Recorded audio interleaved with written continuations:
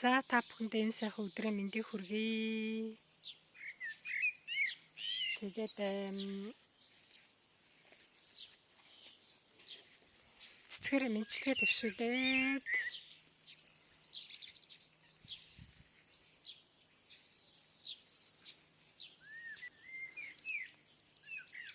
за өнөөдөр нэг юм гоё өдөр байна.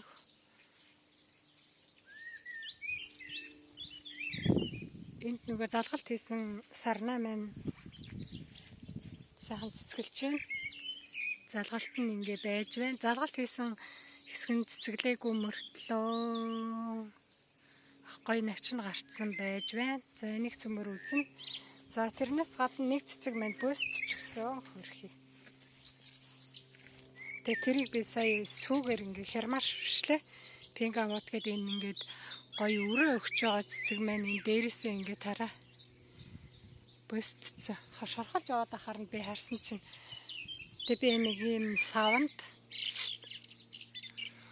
жоохон 50 г ахиратай сүү хийгээд тусыгээд тэгээ сая шүрсэн. Тэгээ шүрснийхээс дараа гинт санаад буцаа авчираад бичлэг хийчихсэн. Шүршээд тасныхаа дараагаар санаж байгаа. Ингээ хэрмаараа 10 литр усанд 1 литр сүү хийгээд ингээд их газар болол ингээд яана. Тийм жоохон ганц шиг цэцэг болохоор би нэг ингээд жоохон савн жоохон юу лээ. Энэ шорхолч хүртэл бас энэ ингээд хярмаа шүршгэр хүчтэй байлаа юу санаа. Одоо ингээд нар гарахаар нөгөө сүү мэн хатаачдаг юм билээ энэ хорхоонуудын. За ингээд та бүхэн ургацсан нарийн байх болтугай гэж өрөө энд нэг юм гоё цэцэг байна. Бисэрхэг цэцэг.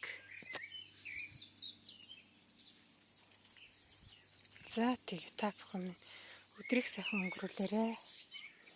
Маргааш төмөрөө тэгээд энэ хорхоо идсэн цэцгээ үзье. Бөөсцснийгаа энэ хатаж унаад алга болж өгöd үзье. За түр баяртай.